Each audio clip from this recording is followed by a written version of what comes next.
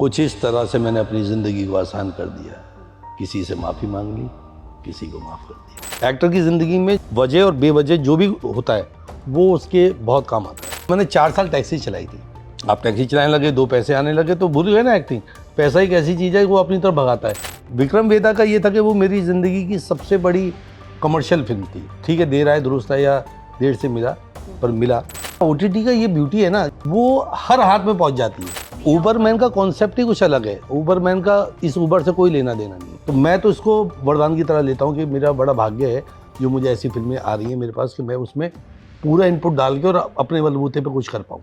Hello hi, welcome to NT live. मेरा नाम भावना त्रिपाठी है और इस वक्त हमारे साथ हैं देव चौहान एंड आकाश। देव एक्टर हैं, आकाश प्रोड्यूसर हैं किसके? ऊबरमैन के। ऊबरमैन जो कि एक फिल्म भी है, एक सीरीज भी है। ऐसा क्यों? क्योंकि एक प्लेटफॉर्म पे ही आपको एज अ फिल्म मिलेगी और एक प्लेटफॉर्म पे ही आपको 4 एपिसोड की एक सीरीज मिलेगी। सर, सबसे पहले आपका बहुत बहुत स्वागत है। आप दोनों का बहुत बहुत स्वागत है हमारे चैनल पर। ऊबरमैन, ये ऊबर कैब्स तो लोग बहुत लेते हैं, बट एक नज़रिया कि ड्राइवर्स के साथ क्या होता होगा, उनकी क्या स्टोरीज होती होंगी, ये बहुत कम लोगों को आता है। ये ऊबरमैन बनाने की इंस्पिरेशन कैसे मिली आपको? आशीष कौशिक डायरेक्टर हैं इसके। तो मैं उनको पहले जानता नहीं था। एक हमारी फिल्म में जो राइटर का कैरेक्टर किया है जिन्होंने, साहिल सिटी, वो मेरे छोटे भाई की तरह बहुत शानदार एक्टर है। उसने मुझे एक लिंक भेजा था। फिल्म थी द लिफ्ट, यूट्यूब पे। तो मैंने वो देखी और मैं देखता चला गया 3 एपिसोड और बहुत इंटरेस्टिंग था, बड़ा मज़ा आया उसे देख के। तो मैंने ऐसे रैंडमली कॉल किया। मैंने कहा यार बड़ा अच्छा काम था, फिल्म बहुत अच्छी थी, प्लॉट बहुत अच्छा था और डायरेक्शन बड़ा प्यारा था, बहुत कमाल का काम हो। सभी एक्टर ने, दिल्ली के काफ़ी एक्टर थे उसके, मैंने बहुत दिल खोल के तारीफ़ करी। तो उन्होंने कहा दादा मैं, मेरे डायरेक्टर जो है इस फिल्म के आशीष कौशिक, मैं उनको नंबर दे रहा हूँ और वो आपको कॉल करेंगे, वो आपको जानते भी हैं, तो प्लीज़ आप यही शब्द उसको बोलना, उसे बड़ा अच्छा लगेगा, वो आपको जानता है। तो एक सीनियर से जब तारीफ़ मिलती है तो सबको अच्छा लगता है, मोटिवेशन मिलता है। तो मैंने कहा ठीक है बोलना। तो उसका कॉल आया। मैं उस समय लॉकडाउन के दौरान हरिद्वार में शिफ्ट हो गया था विद फैमिली, तो मैं शांति में पड़ा हुआ था वहाँ पे। तो कॉल आया तो हमारी पहले कॉल जो है 2 घंटे बात हुई। अच्छा। हाँ, इतनी लंबी कन्वर्सेशन। तो उसने एक दिल खोला अपना, कहा दादा एक स्टोरी है सुनोगे? तो उसने ऊबरमैन मुझे सुनाई। मैंने कहा हाँ, अच्छी लग रही है यार। कह रहा बस आशीर्वाद और प्यार दो अपना, कभी मैं इस लायक हो पाऊँ कि आपके साथ ये करूँ। तब तक मुझे ये नहीं पता था कि कैसे होगी क्या होगी। वो कह रहा है ठीक है, उसकी स्टोरी है। तो जस्ट ऐसी बात चली। फिर मैं जब दिल्ली वापस आ गया तो इनके पिताजी हैं, मेरे बचपन के मित्र हैं, सुशील वशिष्ठ, और इन्होंने दोनों ने मिलके ये प्लान किया कि हम यूट्यूब के लिए कुछ करते हैं। तो मैंने कहा यार मैंने यूट्यूब के लिए अभी तक कुछ करा नहीं है, तो पता नहीं मैं यूट्यूब के लिए कुछ कर पाऊंगा, मेरे तो दिमाग में कुछ है नहीं। कह रहे नहीं, ऐसे करते हैं कोई शॉर्ट फिल्म बनाते हैं, थोड़ा बहुत पैसा लगाते रहेंगे, हर महीने 6 महीने तक इन्वेस्ट करेंगे, उसके बाद कुछ आएगा तो ठीक है, नहीं नए नए लोगों को ऐसा। तो मैंने कहा यार ठीक है। तो मैंने एक से मिलाया, मैंने कहा राइटर डायरेक्टर हैं, इससे मिल लो, ये कुछ बनाए। वहाँ इनकी कुछ बात बनी नहीं। फिर आशीष याद आ गया मुझे। तो मैंने कहा, मैं उस समय विक्रम वेदा फिल्म की शूटिंग के लिए बॉम्बे गया हुआ था, तो मैंने कहा भाई तुम लोग आपस में मिल लो। तो ये लोग मिले आपस में, इन्होंने एक दूसरे को अपना शेयर करा अपना कॉन्सेप्ट, और बस वो पसंद आ गया और वहाँ से ऊबरमैन की टैक्सी शुरू। अच्छा, ऊबरमैन में हमने देखा है कि कुछ 5 स्टोरीज, शॉर्ट स्टोरीज हैं, 5-6 स्टोरीज हैं शॉर्ट शॉर्ट सर। सब एक ही राइटर ने लिखी है, एक ही पर्सपेक्टिव से? हाँ, वो डायरेक्टर ही राइटर वही है। राइटर हैं और उन्होंने ही पूरी स्टोरीज लिखी है और इसकी पूरी कड़ी जो है वो कहीं ना कहीं आप हैं। हाँ हाँ, कहीं ना कहीं मैं भी हूँ और ये भी है। हाँ। क्योंकि अब प्रोड्यूसर नहीं होगा तो हम क्या कर लेंगे? क्या कर लेंगे? अच्छा, उनसे थोड़ी बात करते हैं कि जैसा अभी हम लोग ऑफ कैमरा बात कर रहे थे कि आप दिखते अच्छे हैं, आप तो एक्टिंग भी कर सकते थे, तो आपने प्रोडक्शन क्यों चुना? क्या रीजन रहा? जब मैं लास्ट शो कर रहा था अपना, तो ठीक ठीक कर रहा था, ऐसा कुछ नहीं था, मतलब अप्रिसिएशन भी मिला कि हाँ अच्छा कर रहा है, लेकिन एक अंदर से आता है ना कॉन्फिडेंस, वो नहीं आया। मैंने कहा नहीं यार, एक्टिंग तो मेरे लिए नहीं है।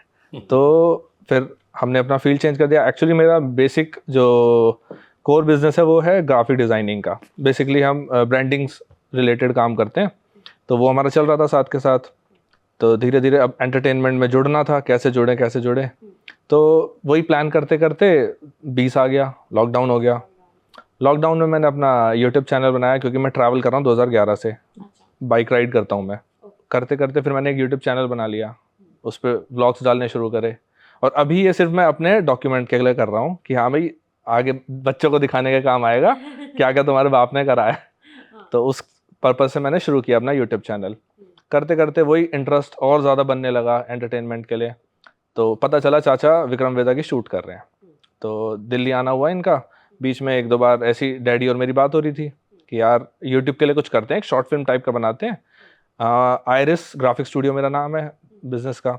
तो मैंने कहा आयरिस मंच करके एक यूट्यूब चैनल बनाएंगे और उस पे हर महीने एक शॉर्ट फिल्म डालेंगे, क्योंकि एसआरसी से मेरा रिलेशन था ही। तो वहाँ मैं बहुत स्ट्रगलिंग एक्टर्स को देखता था, वो बेचारे इतने अच्छे अपने आर्ट को लेके हैं पर उनको एक प्लेटफॉर्म नहीं मिल पा रहा है। तो कोर हमारा यही था कि हम इन्हें प्लेटफॉर्म प्रोवाइड करेंगे और जो इनकी बेसिक नेसेसरीज वो हैं वो हम इनको पूरा कर देंगे, जैसे ट्रैवल है, खाना है, पीना है, ये कर पाएंगे, क्योंकि हम अभी सैलरी नहीं दे पाएंगे या हम उनको फीस नहीं दे पाएंगे उनकी। तो ऐसे करते करते एक दिन चाचा का फ़ोन आता है कि एक आशीष हैं, आप उनसे मिल लो, उनके पास एक कहानी है बहुत अच्छी। मैंने कहा अच्छा। तो ऐसे ऐसे करते करते एक मीटिंग हुई हमारी एसआरसी पे, दूसरी मीटिंग हुई हमारी ऑफिस में, फ़ोन जाता है कि 15 दिन बाद शूट कर रहे हैं हम। ऐसे करते करते हमारी उबरमैन की शुरुआत हुई। मेरा इंटरेस्ट और ज़्यादा बढ़ता रहा, तो अब मेरा ट्रैवल भी चल रहा था, ट्रैवल व्लॉग्स भी बन रहे थे, साथ में अपना प्रोडक्शन भी चल रहा था। फिर हमने आयरिस म्यूज़िक को इंट्रोड्यूस किया। अब जैसे लिमिटेड रिसोर्सेज होते हैं सबके पास, हमने सारी सेविंग्स अपनी उबरमैन में लगा दी, लेकिन अब काम रोक भी नहीं सकते। तो धीरे धीरे करके जो जो हम जोड़ते रहते थे, मैं और डैडी, वो हम म्यूज़िक में इन्वेस्ट करते रहते। तो हमने अब अपना आयरिस म्यूज़िक यूट्यूब चैनल बना लिया है, उस पे हम म्यूज़िक डालते हैं हर महीने 2। यूट्यूब का जो कहीं न कहीं एक विज़न था वो उनका था, क्योंकि ऑब्वियसली वो जान रहे हैं कि अब ओटीटी इंट्रोड्यूस हो रहा है, आगे डिजिटल कितना ग्रो करने वाला है और ग्लो करने वाला है। तो अब अगर आपका मैं पर्सपेक्टिव पूछूँ, तो आपको क्या लगता है कि आप फ़िल्म एक्टर बनने, जैसे आप मुंबई गए थे और स्ट्रगल हुआ और फिर आप वापस आ गए थे, तो अब आपको क्या लगता है कि आपको ओटीटी और फ़िल्मों के बीच कोई डिफ़रेंस समझ में आता है कि आप सिर्फ़ फ़िल्में करेंगे या आप ओटीटी की भी सीरीज़ वग़ैरह करेंगे? बहुत अच्छा सवाल है। मैं बता रहा हूँ कि ओटीटी एक ऐसा प्लेटफॉर्म आया है जहाँ पे मुझ जैसे बहुत एक्टर जो सीरियल नहीं करना चाह रहे थे, या ये कहें कि हमें लगता है कि हम शायद सीरियल के लिए फिट नहीं है, हमारे चेहरा या हमारा तौर तरीका जो एक्टिंग का है वो सीरियल के लिए नहीं है, या हमें फिल्में ही करनी है। अब फिल्में मिलेंगी नहीं, सीरियल आप करोगे नहीं तो भूखों मरोगे। उस बीच में ये जो ओटीटी आया है, इसने एकदम जीवन जैसे संजीवनी होती है ना, ऐसा, क्योंकि इतना कमाल का डिटेलिंग काम कर रहे हैं बिल्कुल फिल्म के पैटर्न पे। तो मुझे बिल्कुल भी कोई वो गुरेज नहीं है कि मैं ओटीटी पे काम करूँ या फिल्मों में करूँ, और मैं दोनों जगह कर भी रहा हूँ। मैंने मेरी सीरीज़ आई थी इल्लीगल, विक्रम भट्ट की थी, वो भी करी मैंने। एक लैला आई थी, अब ये उबरमैन है, ये तो मैं लीड में ही हूँ। तो जो जैसा काम आता है, तो ओटीटी के लिए बिल्कुल काम करने में उतना ही मज़ा है जितना फिल्मों में है। अच्छा, कभी आप लोगों के साथ ऐसा कोई किस्सा, जैसे उबरमैन में एक ड्राइवर है और जो तमाम किस्सों से रूबरू होता रहता है, आप लोगों का कभी कोई रियल लाइफ में ऐसा कोई किस्सा याद आ रहा है जो आपको कैब में आपने वो फील किया हो, या कभी कोई ड्राइवर से ऐसी कोई बातचीत की हो जब उसने अपना दिल खोल के रख दिया हो आपके सामने? मेरे साथ तो एक्चुअली वो मुझे आकाश ने बताया था कि जब फिल्म बन गई थी तब की बात है शायद, तो किसी ने इनको फ़ोन करके बोला, इनके कोई जानकार थे, कि यार तुमने ना ड्राइवर से बड़ी अच्छी एक्टिंग कराई। तो ये बाद में बोले कि चाचा समझ नहीं आया कि ये कॉम्प्लीमेंट था या बेइज्जती थी। तो मैंने कहा नहीं, ये तो कॉम्प्लीमेंट था ना, कि उसको लग ही नहीं रहा है कि ये आदमी एक्टर है, ये तो ड्राइवर है कोई। तो कह रहे आपने ड्राइवर से बड़ी अच्छी एक्टिंग करा ली। जो ये ड्राइवर का रोल है, इसको करना इतना आसान नहीं था, बिकॉज आपकी बॉडी लैंग्वेज कुछ है ही नहीं। आप एक सीट पे बैठे पूरी फिल्म के अंदर, आपका वही सब कुछ है और एक मिरर है आपके पास। अब टैक्सी वाला ड्राइवर जो है वो हर सवारी के साथ ऐसे करके बात तो कर ही नहीं सकता, क्योंकि उसके उतनी इंटीमेसी नहीं है, कोई रिलेशन नहीं है ना। तो आप ऐसे गाड़ी चला रहे हैं, ऐसे शीशे में देख रहे हो, वहीं बैठ के आपको सारे एक्शन के रिएक्शन और फील देनी है। तो वो बहुत सीमित दायरा है उसे काम करने का, लेकिन मेरे लिए थोड़ा आसान इसलिए रहा कहते हैं ना कि एक्टर की ज़िंदगी में वजह और बेवजह जो भी होता है वो उसके बहुत काम आता है। अच्छा, हाँ, हमारी लाइफ में जो भी होता है वो हम कहीं ना कहीं उसका लेके अपने काम में यूज लगा कर देते हैं। यूज़ कर लेते हैं। तो मैंने 4 साल टैक्सी चलाई थी। अच्छा, हाँ, कहाँ पर? मैंने खुद की टैक्सी, मेरे पास अच्छा। सुमो थी अच्छा, 97 से 2001 तक। ओके। और वो मजबूरी थी कि मेरे पापा का काम नहीं चल रहा था और हमने बिजनेस के लिए वो गाड़ी ली थी सुमो, लेकिन वो बिजनेस एकदम रुक गया और उसकी किस्तें सर पे पड़ रही थी, ड्राइवर कमा के नहीं दे रहे थे, तो मैं चोरी से सीखने लगा, पापा को पता नहीं था मैं सीख रहा हूँ। फिर जब मैं सीख गया तो उनको एक दो ड्यूटी मार के आ गया, तब बताया कि मैं तो चला लेता हूँ, तो ड्राइवर हटाओ जी, मैं ही चलाऊँगा। अब वो मालिक की बड़ी दया रही कि आप टैक्सी चलाने लगे, 2 पैसे आने लगे, तो बुरी है ना एक्टिंग, पैसा एक ऐसी चीज़ है कि वो अपनी तरफ भगाता है। तो मैं टैक्सी में ही लग गया, जिम्मेदारियां भी एहसास ले लिया आपने, किसकी किस्तें भरनी है, घर का खर्चा चलाना है, तो चलो जी चला रहे हैं। तो मालिक को शायद ये मंजूर बिल्कुल नहीं था, वो 2001 में गाड़ी चोरी हो गई। ओहो। तो वैसे ही मैं कुछ करना नहीं चाहता था एक्टिंग के अलावा, ये इसमें गलती से फंसा था, तो ये भी चोरी हो गई, तो मैं फिर से ले दे के एक्टिंग के लिए फ्री हो गया फिर आप। से ट्रैक, हाँ मैं फिर फ्री हो गया और मैं फिर उसमें लग गया। तो वो जो सारा जर्नी थी मेरी 4 साल की टैक्सी की, उसके बहुत सारे चीज़ें वो रिकॉल हो गई कि कैसे मैं सवारी के साथ बातें करता था, क्या बिहेव रहता था, कितना रहता था क्या, तो वो सब बहुत काम आया। अच्छा, उबरमैन जब आपने नाम फाइनल किया होगा, या डायरेक्टर का ही नाम था? डायरेक्टर का ही था। तो उबर, चूंकि इसमें उबर यूज हो रहा है, तो उन लोगों से भी कोई बातचीत करनी पड़ी, कुछ उनका अप्रूवल लेना पड़ा, या फिर नहीं? उबरमैन का कॉन्सेप्ट ही कुछ अलग है, उबरमैन का इस उबर से कोई लेना देना नहीं है। नहीं, बट नाम है तो उससे हाँ, उन्हें। बट वो उनका भी कोई ऑब्जेक्शन नहीं आया। अच्छा। क्यों? क्योंकि ये एक जर्मन टर्म है, उबरमैन इज अ सुपरमैन। अच्छा। तो Okay. वहाँ पे सुपर एक उबर को, एक्चुअली वहीं से सुपरमैन निकला है। हाँ, तो हमने अब हमारा जो उबरमैन है वो दूसरों के लिए सुपर हीरो है एक तरीके से, वो लोगों की मदद कर रहा है, तो एक इंसानियत दिखा रहा है वो लोगों को। मतलब ये कहना था कि सुपरमैन बनने के लिए आपको कोई एक्स्ट्रा पावर नहीं चाहिए। एक आम इंसान अपने दायरे में रह के अपनी सीमित चीज़ों के साथ भी अगर दूसरों की मदद कर रहा है और उनकी प्रॉब्लम्स फेस करते हुए उनको उसमें से निकाल के ला रहा है, तो वो भी एक तरीके का सुपरमैन है। It's called Uberman. ओके। आपका एक डायलॉग था फिल्म में जो शायरी जैसा था, माफ कर दिया। कुछ इस तरह से मैंने अपनी ज़िंदगी को आसान कर दिया, हम्म। किसी से माफ़ी मांग ली, किसी को माफ़ कर दिया। माफ करने के लिए दिल बहुत बड़ा होना चाहिए। ये तो बात है, बट बहुत सारी चीजें रिजॉल्व हो जाती है इतने से डायलॉग की वजह से। डायलॉग की वजह से ही है सर, ये डायलॉग भी काफी छाया हुआ है। आपसे सवाल होगा कि क्या आप फिल्में वगैरह भी अपने प्रोडक्शन के तहत लाने वाले हैं? क्या कुछ प्लान्स हैं आगे, कोई सीरीज लाने वाले हैं? अभी एक्चुअली ऑफिशियल नहीं है, बट हम राइटिंग सेक्शन पे हैं और बहुत जल्दी हम, जैसे ही हम प्री उतरेंगे तो हम थोड़ा अनाउंस कर देंगे क्या कर रहे हैं हम। अच्छा। पर कुकिंग चल रही है, कुकिंग चल रही अभी है। बस मोमबत्ती पे, वो गैस पे आने में बाकी है।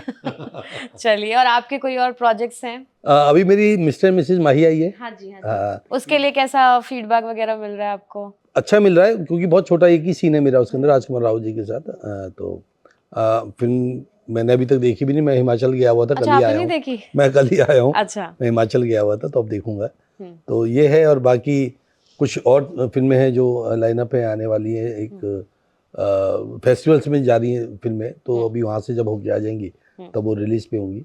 और कुछ प्रोजेक्ट है जिनको लेके बातचीत चल रही है, तो ये तो चलता ही रहेगा जीवन में। और एक एक्टर के लिए कितना, ये कहूँ कि मुश्किल होता है, कमर्शियल सिनेमा में आपको उतना अच्छा रोल नहीं मिल रहा जिससे आपका जो आर्टिस्ट है वो सेटिस्फाई हो पाए, और नॉन कमर्शियल सिनेमा में अगर हम जाते हैं तो वहाँ पर आर्टिस्टिक सेटिस्फैक्शन मिलता है, लेकिन मे बी आपको फाइनेंशियली उतना सपोर्ट नहीं मिलता। इसको आप किस नज़र से देखते हैं? मैं तो इसको इस नज़र से देखता हूँ कि जब एक एक्टर को काम मिलने लगता है मार्केट में, काम मिलना मतलब वो बिक रहा है, तभी लोग खरीद रहे हैं।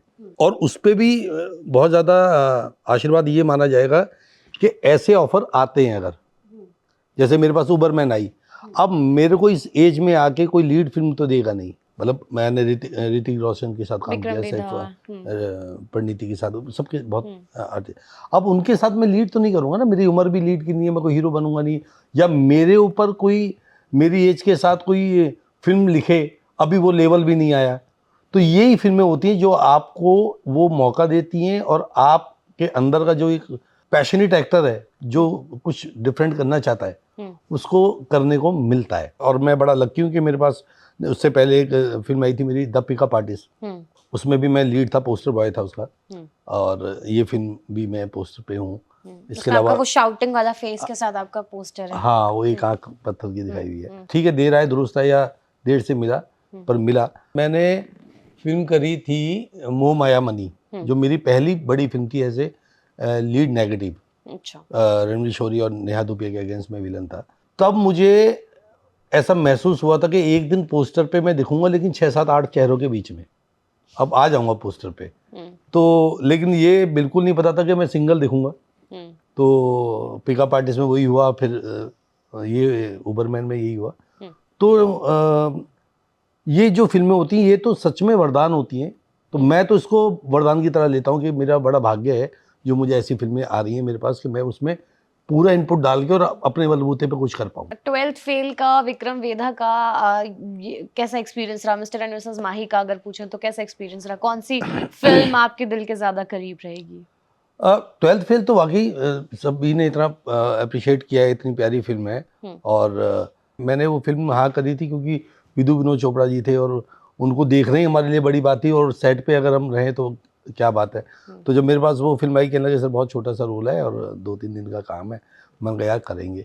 लेकिन मुझे सच में नहीं पता था कि जैसे शोले में हुआ था ना कि भाई मैक मोहन ने कहा था कि अरे साहब मेरा तो आपने इतने महीने सेट पे बुलाया और सीन दिखाया इतना सा, तो सिप्पी साहब ने कहा था कि देख यार ये फिल्म चली तो तेरा इतना सा सीन भी चल जाएगा, नहीं चली तो कुछ ही चल। तो हमारे साथ वही हुआ कि इतना सा सीन ही जो है ना वो आज अप्रिशिएट हो रहा है क्योंकि फिल्म अप्रिशिएट हो रही है। फिल्म में मुझे ऐसा लगता है कि 12th फेल को जितना प्यार थिएटर में मिला उससे कहीं ज्यादा प्यार ओटीटी में आने के बाद मिला है। हाँ, ओटीटी का ये ब्यूटी है ना कि देखिए सेकंड चांस मिलता है। हाँ, सेकंड चांस मिलता है और क्या है वो हर हाथ में पहुंच जाती है।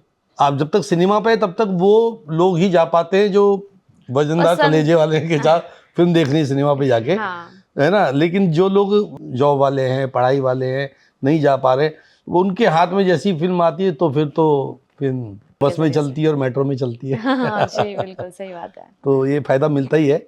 और विक्रम वेधा का ये था कि वो मेरी जिंदगी की सबसे बड़ी कमर्शियल फिल्म थी, तो उसका एक अलग ही एक्सपीरियंस था, बहुत सारी चीज़ें देखने समझने को मिली। लेकिन मैं फिर बोलूँगा कि मज़ा वहाँ है जहाँ आप बड़े होते हैं, छोटा हो पर वो हमारे लिए बड़ा हो। तो मतलब अब बहुत जल्दी ही आपके बहुत सारे प्रोजेक्ट्स हैं जो आप बता रहे हैं कि आपके भी और आपके भी, तो वो आएंगे। और उबरमैन अगर आपने नहीं देखी है तो हंगामा और MX प्लेयर दोनों में ही मौजूद है। MX प्लेयर पर आप इसे एज अ सीरीज देख सकते हैं 4 एपिसोड की, और हंगामा पे आप इसे एज अ फिल्म देख सकते हैं। तो उबरमैन को अपना प्यार दीजिए and thank you for watching this video and thank you for giving your time. Thank you so much. For exclusive and insightful videos, subscribe to our new channel ABP Live Premium.